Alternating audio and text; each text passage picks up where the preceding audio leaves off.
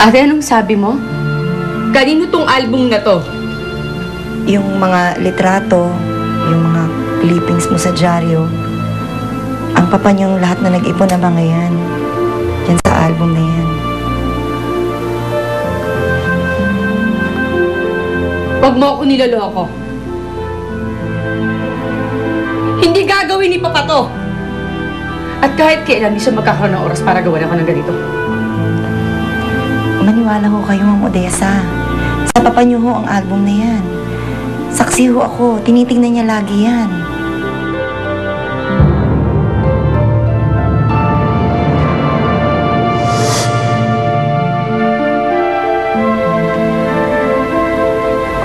Ang laki ng tinanda ni Papa.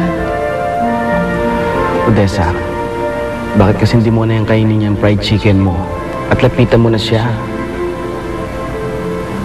Wala naman ako sasabihin sa kanya eh.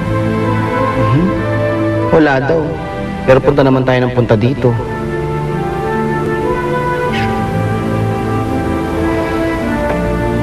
Teka,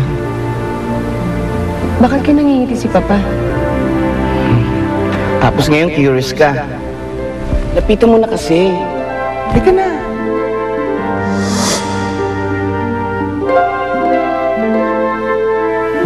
Naalala ko to eh. Naalala mo ba nagpunta tayo dito? Ito yung tinitingnan niya, hindi ba? Ay naku, Odessa. Kulang ka sa EQ talaga.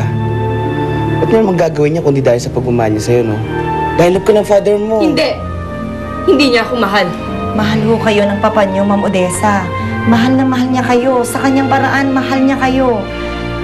Nung panahong pinalayas kayo dito, hindi niyo alam pero sinundan kayo ng papa niyo.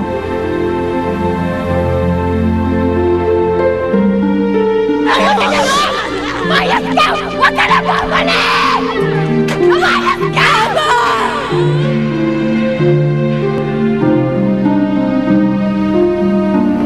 Umalis na siya. Sir, bakit hindi niyo sinundan yung anak niyo? Hindi siya matututo sa buhay kung sasaluhin ko pa siya. Kailangan niya tumayo sa sarili ng mga paa.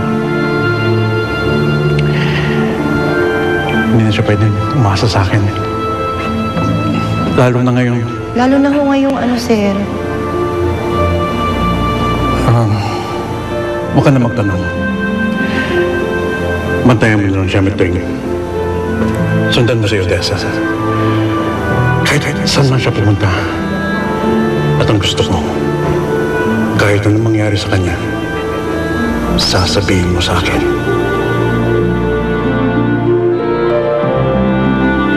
At sa tulong niya, kaya may napatunayan kayo sa sarili niyo ngayon.